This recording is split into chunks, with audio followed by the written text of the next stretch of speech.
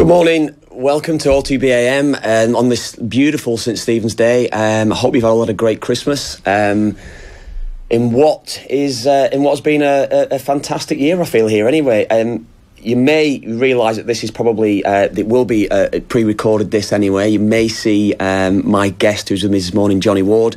Elsewhere in Ireland, you may see him on track somewhere, perhaps even at Leopardstown. You may see me over the water over in the UK on Match of the Day later on this evening. But anyway, that's for another day. Johnny, how are you keeping? Good man. We have a lot of alibis. Yeah, we do. There'll be people that'll be digging us out. Do you know that? Yeah. As I'm saying this now, there'll be people that'll be messaging us in saying, "Hang on a sec." So we have to put it out there straight away. I think, really, don't we? That this we have recorded this a few days earlier. Well, it'll have a psychic nature to it, I think. Yeah. Yeah. How are you keeping? I'm very good. What's the story with yourself? And all good? Yeah. I love this time of year for the racing, and particularly today, it's just with Kempton and Leopardstown, and then you've Limerick thrown in and all the meetings in Britain. Yeah. Now I'll be working at Leopardstown, but there's a great buzz. Like, I think people are just happy to get out of the house as well, because Christmas Day is a really boring day. Would you look forward to this day or this sort of period more than any in the racing year? Was this like almost like a Cheltenham or? It'd be probably the next best to Cheltenham, because Cheltenham brings all the horses together and it's the narrative for the season, but it doesn't have that festive element that apart from Patrick's Day maybe. But the atmosphere at Leopardstown over the 4 days is superb, and now in February they're going to have a 2-day festival of jumps as well, which is its first every year. Saturday and Sunday going to be a Six Nations weekend. Maybe in the future the Dubs will be playing in Croke Park that night, and it'll be a real sort of festival of sports. You could have the race in Ireland playing rugby and the Dubs, so that's all to look forward to as well. But it's exciting, everyone's buzzing this time of year, and everyone's going to be putting short things into accumulators and hoping that nothing goes wrong. Yeah, we'll get on to your accumulators later on. We'll look at all the football over the Christmas period as well. We'll have a look at certainly the Stephen's Day games as well. But first of all, probably want to touch on. I mean, it's. Last week I was reading something, it was in The Guardian actually. It was a piece by Nicky Henderson. So Nicky Henderson's wrote a piece around, basically he feels as though he's been questioned by certain journalists on his integrity. Basically he's called out a couple of journals who he's not actually named them, but he's basically saying that they've accused him of lying regarding Altior. Altior was entered in the Tingle Creek, started to drift in the betting, but he's come out with a front say, no, he's still on track for the Tingle, we've got no issues at all. And then all of a sudden he started to drift in the betting, certainly on Betfair. A lot of people laying it on Betfair. I don't know, what was your take on the piece with Henderson? What was your take on the piece on this in general, with trainers that can actually, or people can influence markets? We know that, we've seen it been done before. Yeah, normally it was a Unibet sponsored kind of day for the press, which was certainly interesting in terms of its timing, because Nicky Henderson has been quite hostile with the press since this whole Altior thing. Normally these days with the press, I wouldn't feel altogether compelled to go to them. I think they're quite anodyne. Not a lot happens generally, but it certainly happened on this particular occasion. And Nicky did an interview with a guy in The Guardian, and he basically, the writer stated that he's a frosty relationship with The Guardian, but the questions he asked him were very, very reasonable. Yeah. I think Nicky had the notion that his integrity, as you said, was questioned, and I don't think it was his integrity. It was that if the horse made a noise on the Saturday, which he did, which was consistent with a subsequent breeding problem which was revealed, the lapse in days for Anthony to be actually revealed, and then it to be revealed in the form of his blog for which he's paid. Yeah. So he emphasised the blog who paid him over the press in general. Now you could argue, well, they pay me the money and so forth, but I think with situations like this, and Willie Mullins could probably do it better as well, if there's a little doubt, just send a text to one of the journos, just say, for argument's sake, Douvan is a slight doubt for the Tingle Creek more tomorrow, because Douvan drifted on the Wednesday before the Tingle Creek and was declared a non-runner on the Thursday, was subsequently out for the season a couple of weeks later. But there was nothing on the Wednesday, even though there was a drift on Betfair, and it was the same with Altior. And with these drifts, in general, there's no smoke without fire. But Nicky Henderson's comments were highly questionable. I mean, we have an issue as journalists, Kev, it's very easy for me to get an interview with, the top trainer in the world being Aidan O'Brien, the top jumps trainer being Willie Mullins, the top rider being Ruby Walsh, top flat rider, whatever. It's very easy for me to get an interview with them. But if you cross the line between friendship and professionalism, which is a hard one for us to kind of deal with, you're not doing your job properly. You're not doing your job if you're going to be stuck up to these people. And I think Nicky Henderson was taken aback that he was questioned so hard about it. Do you think then that trainers have a duty then, if there is an issue, as you say, maybe to send a text or maybe in some form at least get the message out that there is a problem here with the horse, and not necessarily leave the maybe the punters, I would say, in doubt. If you're in dark for 2 days, well, there's clearly an issue. Now, I realise trainers have an awful lot to do. They've, so many owners to deal with, horses to deal with. But at the same time, if it's a Group 1 or a Grade 1, it's important to keep the public informed. I really think, I'm not saying, deal with the public before you deal with the injury of the horse, but it takes 10 seconds to send a text message. Text anyone, any journalist, and just say slight doubt, update later, and that's all. If there's a doubt, that's fine. There's nothing wrong with the doubt, but I think for proper races they need to keep the public informed, because we need betting. We need a betting market, Of course, and that's the thing as well. That's what makes it go round. We're all looking even ahead to Cheltenham, aren't we? And these sort of markets can be influenced one way or another anyway. Well, let's start. I think we'll start there. We'll start with the King George. That's probably the best one for us to go to over the water at Kempton today. Well, I'll leave it to you. What do you think then with the King George in today? Of course, Mike Bite, heavy favourite in the race for this one. 11 to 8, 5 to 4, 11 to 8 best price all round. What's your thoughts on the King George then? Yeah, he's going to be very, very hard to beat. That interview you mentioned with Nicky, he spoke about how he'd a share in this horse and he couldn't sell it. And Mike Bite is a gorgeous looking horse, but he's by Scorpion, and Scorpion as a stallion would have a real black mark against him because a lot of his progeny are quite tricky, and Mike Bite is certainly that. But he's extremely talented, and when he fell in the Feltham at Kempton last year, he was going to win. And just when he won the RSA, you might remember, he literally ran into the crowd after the last and still got back up to win. But Ruby Walsh, talking before Christmas, was saying that he could not believe the gallop he went that day, and he thought he had to fall into a hole, yet he didn't. So I think in this company, the popular winner would obviously be Thistlecrack. He won the race last year, after which he was hot favourite for Cheltenham. He gave a supremely good performance last year. The wheels have kind of fallen off since, and his run back over hurdles, you can either look at that half full or half empty. The half full argument is that he shaped very well and then he got tired, or the half empty argument is he stopped to nothing and he's not the horse he was. I would probably come somewhere in between, but I'd be surprised if he won. Bristol de Mai will want softer ground than he's going to get. I think Thistlecrack could travel as well as anything, and Mike Bite will just maintain the gallop. But if Mike Bite doesn't win, it wouldn't be a bad thing for racing if Thistlecrack did win, because he's a hugely popular horse, and he's had his problems as well. But what a race! That'd almost be the romantic story, won't it? Then, really, I suppose as well. What are you expecting from the race itself? And you say with Mike Bite, it was actually in that piece that I read with Nicky Henderson there. He was saying, there, the horse very quirky, difficult, but he said he seems to have a way of getting the best out of these quirky horses, these ones that have got what many would consider maybe a bad temperament. Yeah, you as a footballer, if you ever speak to a manager, it's a difficult one when you have the honest player who works hard, who's limited, or you have the really flamboyant one who's slightly erratic, and Mike Bite would fall into the latter category. He's so talented, beautiful physically, jumps extremely well, loves to get on with it. Now I remember a few years ago when Kicking King was about to win the King George, a guy dressed in Santa Claus jumped across at the last fence. Do you remember that? Yeah, I do remember it. If that happens today, Kev, with Mike Bite, I would fear for Santa Claus, for one thing. I would fear for anyone that's around Mike Bite, because mentally he doesn't need any side. They're saying there's an issue. I was thinking the issue even at Cheltenham. He wants to continue the route that he took the first round, circuit of the track. Yeah, absolutely. And horses are often they're not robots, so they are distracted by things. And he's got. If Mike Bite jumps the last in front today, there's going to be an incredible roar from the crowd, and that could slightly kind of he's fallen at the last before when he should have won, and that could slightly sway him, but he's actually very genuine as well. We saw that at Aintree last year. It's not that he's a coward or anything like that. He's just, when the job is done, he maybe starts to think about it a little bit, but his jockey will certainly be very keen to just keep it simple, go after him as late as possible and just get him into a jumping rhythm. Because once you get into a jumping rhythm at Kempton, a bit like Politolog at Sandown in the Tingle Creek,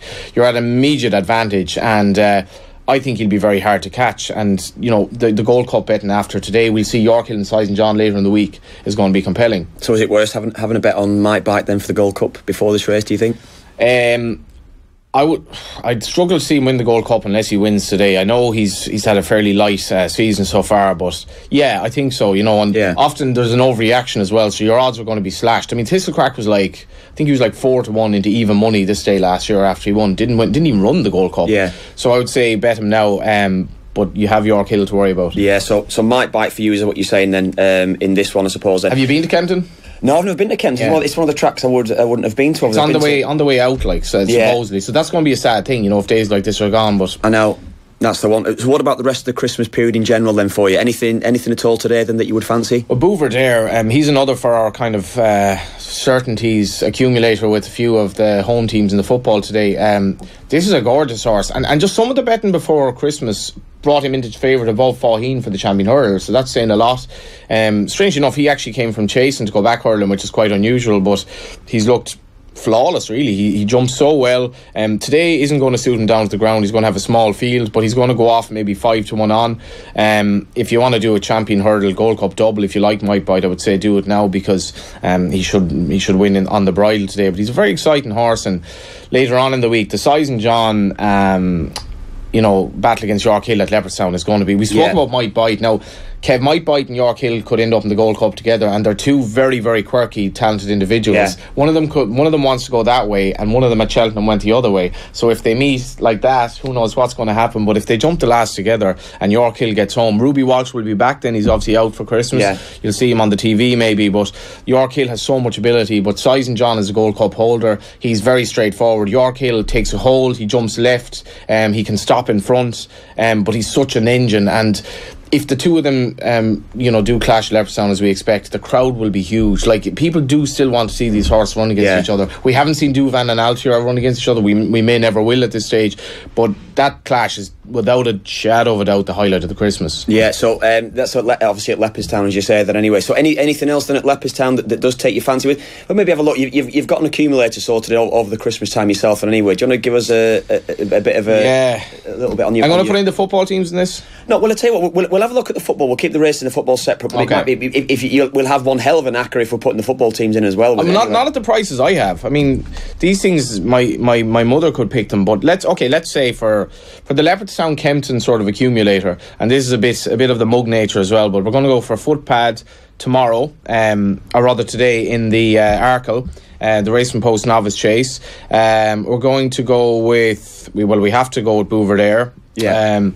I think we go with Might Bite. He's going to bring up the odds a bit, and I think he will take the beating. Apple's Jade on the 28th steps up to 3 miles from Michael O'Leary. What about Apple's Jade? What about Apple Jade having a great season? She is, yeah. I actually backed Apple's Jade. It wasn't a great price. I think it was 11 to 10 even money, I suppose. Well, when he won last time up, but won really well, really impressive, having a great season. Yeah. See, they're a little bit stuck. Like, if I owned her, I would be tempted to go the champion hurdle route, because Jigginstown have never really had a runner in that race. You'll be able to claim in that as well, won't you, the champion hurdle? Yeah, we'll get that few pounds allowance, and then she can run in Mayor's company and do the Quevega and win that. Whether that means a lot, I don't know. It'd be kind of like... Well, it comes to this argument when you'll hear Gordon Elliott talking, and you'll hear most of the trainers say, if you target one race and you feel as though it's going to win that race, particularly in that sort of environment, winning a race at Cheltenham is difficult enough.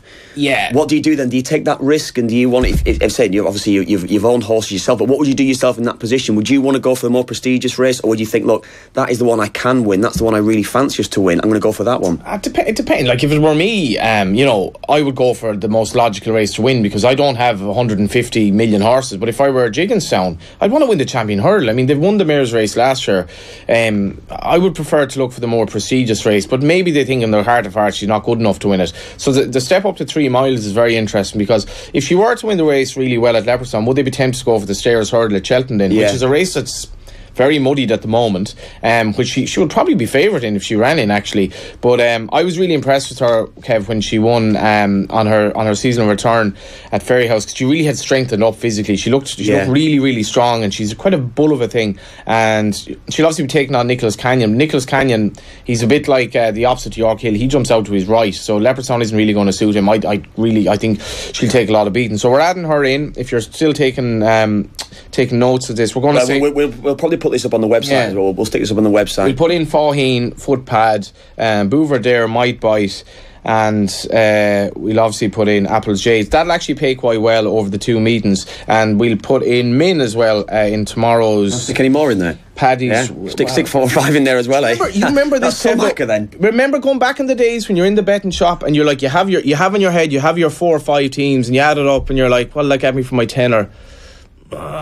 instead of getting 80, I can get like 140 if I put him in, and he lets you down. Yeah, and he does let you down. That's always the way as well. There's always when one. you're doing your accumulators, so often over the years, your banker, the one your 1 to 3 shot or your 1 to 4 shot in your banker lets you down, and the rest of them comes in. It's a killer.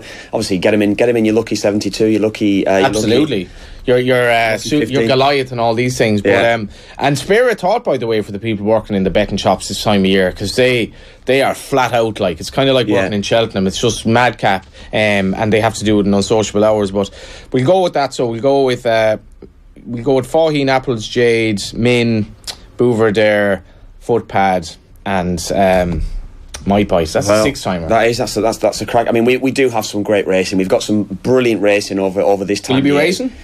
I don't think I will actually.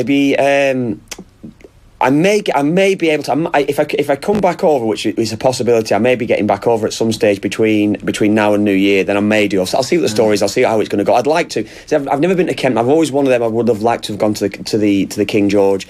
Never got the chance to go to. Never been to Leopardstown over this time as well. Okay, so I'd love to. I highly recommend. Yeah, I'd love to get to Leopardstown as well at some stage. But we'll see. We'll see what the story is anyway. How it's going to go.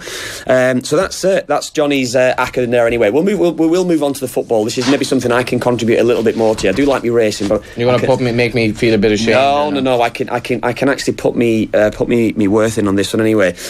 Big day of fixtures in the Premier League today.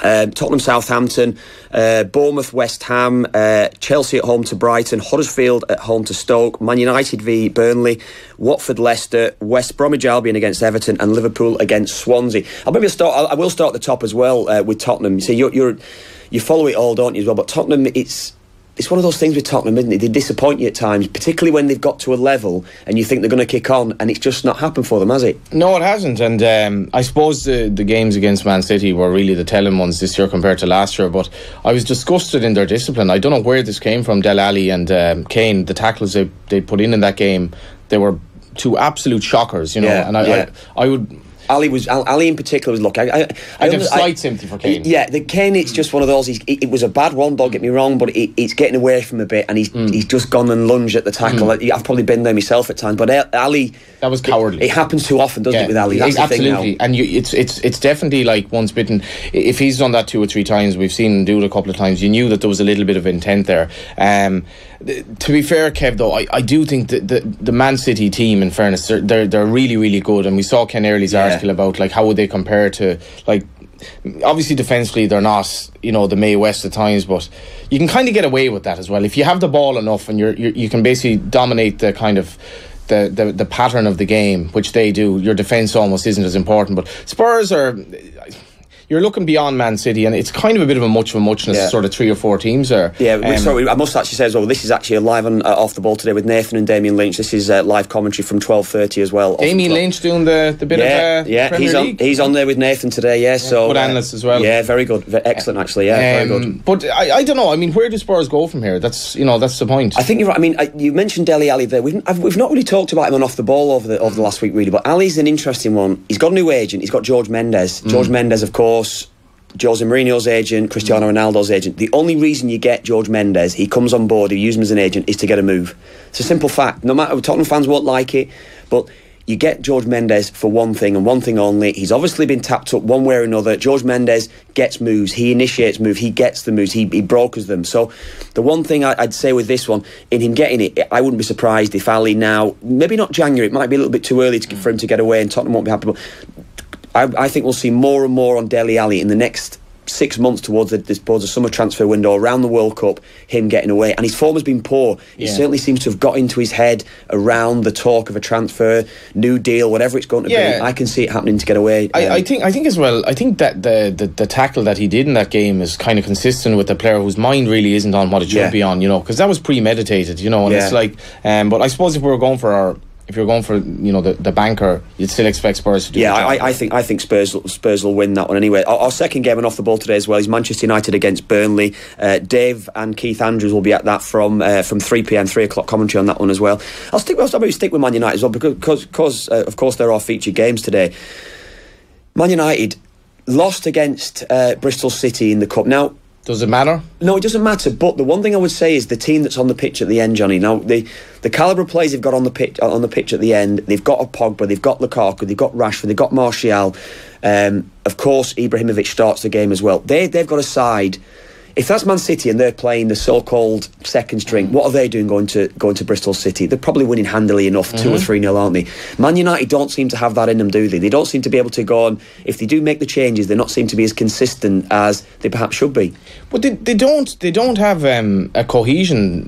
They just don't have a. When you watch them play together, they just don't really look like a team that's gelling. A lot of that is to do with Lukaku, because Lukaku isn't actually able, in my mind, he's not able to contribute enough outside the box. He's just not good enough. His record in the big games is appalling. But I think as a link player, I think Herrera, when he's been playing, hasn't been anywhere near good enough. Yeah. I do think. Have you been listening to me on Off the Ball recently? I think you've been right, Kev. I think especially the Man City game, they were so outplayed. It wasn't even funny. Now Pogba was badly missed. I know he has his detractors, but I think talent-wise, he's much better than. Do you buy into this argument then that United have to have Pogba to be considered, or certainly to be up there challenging? Absolutely. Do you need Pogba in that side then? As long as Lukaku is starting for Man United, they won't win the league, because he's not good enough in the big games, as far as I'm concerned. But their structure behind them, I love Matic, and I think defensively they're pretty sound, and they have that Mourinho kind of imprint.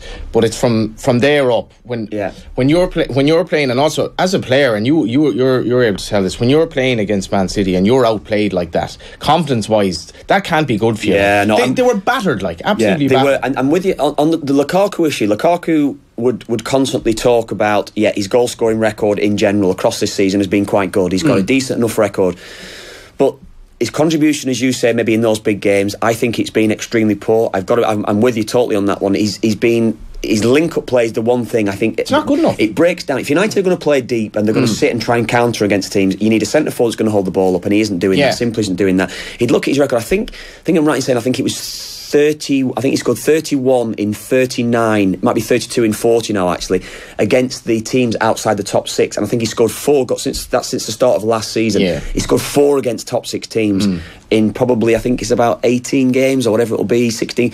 That is poor. And Alan Shearer is the one that will constantly say when he's on Match Today, a goal's a goal. But it's what he's contributing in general. What is he giving you in general? If he's not scoring, he's got to be contributing, and he's doing neither. He's not scoring and he's not contributing. So that's the thing you'd look at. I think it kind of gets to his head a bit as well when you look at him times. He looks like that he carries a bit, almost like the weight of the world on his shoulders a bit. As that showed with his goals that he scored against Bournemouth and West Brom, not celebrating. I'm not sure what that's about, the non-celebration thing, but you watch Man United and you just, especially if Pogba's not playing, their interplay just isn't good enough. It's just not. It's nowhere near the level of Silva and De Bruyne. They're just miles ahead. If Mata is playing, he brings that something. But at the same time, I thought Man United, I said this earlier on the season, I thought they'd steamroll the poorer teams enough to keep them in touch. But that's already been proven to be wrong, because first of all, they haven't done that, and second of all, in the big games, they've basically lost too many points already, especially that Man City game. So I'm you'd wonder where Mourinho thinks this is going now, because they're a team that he obviously wants to get rid of a few players, but they're a flawed outfit, and they don't look anywhere near good enough to do damage in Europe. They'll be top 4. They'll be top 4. I think they'll probably. They've got Sevilla in the next round of the Champions League. They'll probably get through that. They'll probably get to a quarter-final, and then you're probably looking at your lot, I would think, there. I'd feel that anyway. Certainly, the only thing I would say maybe that goes in the favour is Mourinho's got the experience of those big games, setting up a side to stop a better team. And they can do that. That could be the case. They definitely need Pogba to take control of that team and to become the fulcrum of it. With Matic the holder and Pogba the fellow who dictates, because he's well capable, and they don't have it elsewhere. But they're not good enough up front. Yeah, and right, we'll move on. Then we'll probably have a look at one or two of the other sides. Home win, by the way. Home win. I think they will. I think they should have too much. Burnley have been going great this season. We're going to give maybe Sean Dyche a mention, because he has been unbelievable. He's done an amazing job there, hasn't he? But what he's done is transformed the club. If you ever get the chance to get over, he wouldn't be a side. It certainly wouldn't be a glamorous side. Get over what they've done at the club in general, the training ground, the facilities, John. It's just amazing. They spent about £12 million I think on the stadium, on the training ground. Unbelievable. It's one of the best training grounds in the country. So in the Premier League, and I think what that's done, it's able to now attract a different calibre of players, I think, going in there to Burnley. But credit to him with what he's done. We'll have a look at the second. Chelsea, Brighton. Now, Chelsea's a side. I don't know if you saw the one last week as well with Alvaro Morata. Did you see him when he scored the winner in the cup and he gets booked? Yeah. Having the ball? I mean, what's going on there? I mean, Are the referees, are the authorities trying to take the fun away from football? I mean, this sort of thing's nonsense. I just can't get my head around how he's booking a play. Now he's suspended, and he's going to miss the games. And it's like, come on. I mean, it's just crazy stuff. It's crazy. Absolutely. Like, there's just some rules that, especially in Britain, the refs would feel that they have to kind of abide by them. But then you see, Phil Neville had a big kind of rant about the amount of perceived dives that went unpunished, just before Christmas. And then you marry that with something as so benign as this, and you're just like, I think it's nonsense. Totally agree with you. You need some aspect of an impromptu behaviour and something that just comes from, the adrenaline of the moment. And I completely agree with you, Kev. Yeah. What do you think on the diving then? The issue, maybe something that Phil Neville's touched on as well, just in general, on a broader issue, I suppose.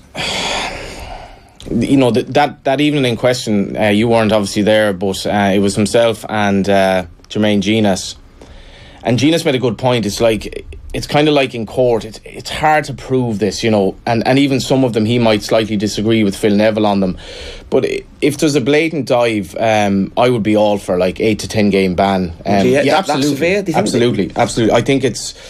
But truly, to God, though, they can't. It's a cancer. It's horrible. And what the worst thing about this for me is not so much that he might get his team a win. It's making the referee's job very, very hard, and they're so good at conning the referee, and we can look after the replays and say he's actually anticipated the challenge there and he's gone in, he's fallen looking for it. As a referee at live, that's really hard to see. So I definitely think either a top up procedure for if you reach a certain number of points in terms of punishments for bans, you get certainly if you've done it once, then going back to maybe the original incident, I suppose, or the first incident, if you've done it twice. I was always of the mindset, if I were fouled, I'd make the most of it. You were never a diver then, no? No, I wasn't a diver. Now, they said I was, but I was always the mindset, if I were fouled, I'd make the most of it. I could imagine you on a pitch being that little wind-up merchant that'd be in people's ear and someone will come round and have a little don't know me well enough, Kev. Yeah, I was a quiet lad on the pitch, but I don't tolerate lads who try to con the referee. Yeah, I think that's the issue. I think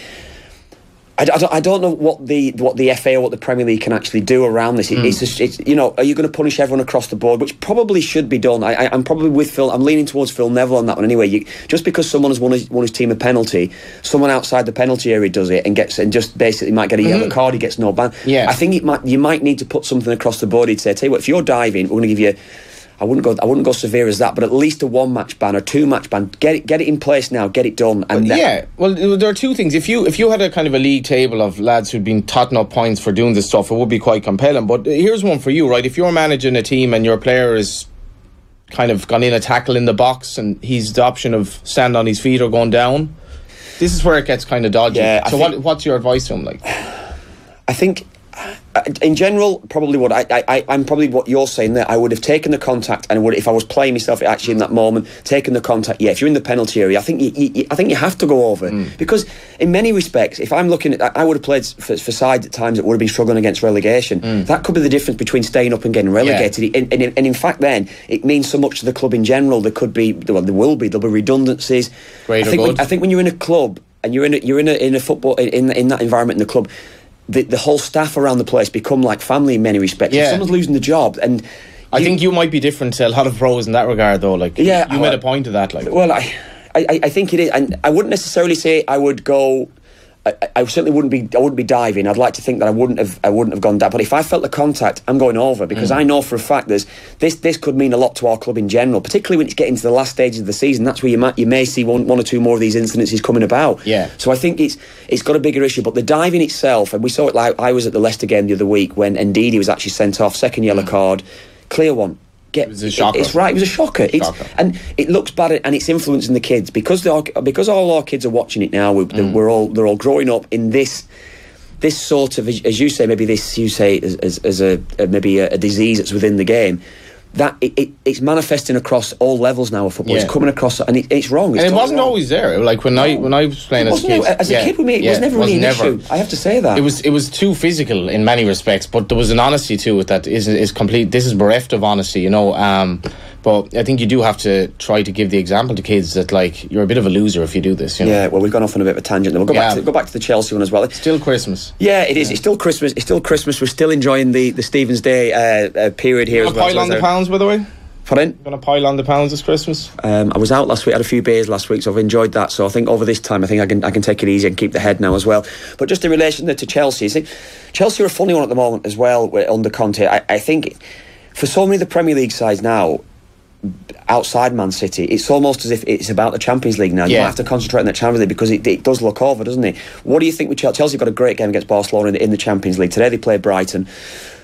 Essentially we're looking at probably 3 points there, particularly with them being at Stamford Bridge. But what do you make of them in general? Because it hasn't gone the way I probably expected it to go after winning the Premier League last season. Yeah, I imagine this stems from the boardroom and Conte's kind of relationship with Abramovich and all that. I imagine he's just not particularly happy. I think he's one of the best coaches in the world. He's obviously a bit of a maverick, but it shouldn't have fallen this far for Chelsea this year. Now, admittedly, they're just not as good as Man City. Their team last year, it was very functional, even though they had kind of little holes in the system they were playing, maybe with the full-backs at times, they kind of got away with it because they could eke out results. But they won the league because Man City just weren't at the races really at that time. But for all these clubs now, it's going to be a question of trying to ensure Champions League. I think they've given up. I think they gave up after the Man City game. But we're hoping for some freak results for City to get beat, aren't we? That's the thing. Yeah, but where's that going to come from, Kev? I mean, the quality isn't there for them to derail. I think in Europe, certainly you can make the argument they'll come short defensively, but it's not going to happen in England. But I think Chelsea's problems stem from Abramovich, really, in the sense that they don't have a kind of a continuity or maybe a future set in stone with him at the helm, and I'd say Conte is probably looking for the way out. Sorry, I lost track there. Tommy was in my ear there. Tommy's always in one's ear, yeah. Yeah, he is, yeah. That's. But I think Conte, it's a shame, and I think the fans love him, but at the same, they're basically a top 4 team at best this season. They haven't a hope. Yeah, briefly then we'll have a quick chat on Liverpool just before we wrap here as well. But Liverpool Swansea today as well. Liverpool in general. Liverpool, it has been very, very good from an attacking point of view. It's been the same old adage again, I suppose, isn't it? Defensively wise. Yeah, but Kev, if you're good enough to dominate games and you don't really need your defence, that's fine. But with Liverpool, I think Liverpool's problem is a lack of a holding midfielder, for one thing, that's actually very good at doing his job. I mean, they always look at the Liverpool defence, and I think the Liverpool defence are vilified so much now, they've lost faith in themselves almost. They've obviously had issues with the keeper, who the best keeper is, yada yada, whether he's faith in Mignolet, I don't know, but they don't have a defensive structure, I think, to actually, like a player like, I don't really rate Chan maybe as highly as others do. I don't think they have a Matic or like a Kante who can kind of just spoil it, and all you have to do is just play it to any of those 5 attackers that'll do damage. Liverpool could win the Champions League. Yeah, they genuinely could, because they have the attacking capability to win these games. Stopping the sides, I don't fancy them. The problem is they need like, I played poker last night where I was in heads up and everything was in my favour, but the other lad just bluffed a few hands and he got over. If they can bluff a few games defensively,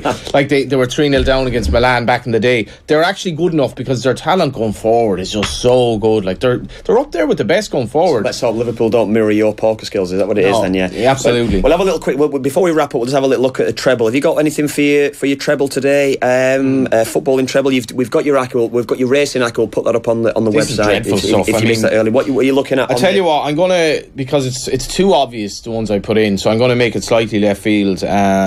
Let's just clarify. Your big treble of the day was Liverpool, Man United, and Chelsea. 3 home bankers for you. That's what you've gone for originally. Yeah, like my dog could have come up with it. I don't have one, but he could have come up with that. Okay, so I'm going to throw in Everton at West Brom. So that's your acca. That's your acca. That's so we'll throw Everton in there as well. So Johnny Ward's acca today is Liverpool, Man United, Chelsea and Everton to beat West Brom. That's a tricky one for them, actually. I just love Everton's their morale enhancement under Big Sam. Big Sam he's a great man in so many respects. Like, maybe he won't last forever, but he's made some difference there, and what a fascinating game management wise. But I think Everton can go and do the job. Rooney looks like he's enjoying himself again. Back in form again, isn't he? I'm just going to have a little look at a draw double. I'm going to do Bournemouth, West Ham, Huddersfield, Stoke in a draw double. So that's the one I'm going to look at today. Better odds than me as well. So anyway, that's all from us on Stephen's Day. I hope you've all had a great Christmas. Good luck for the new year as well, and take it easy. Good luck.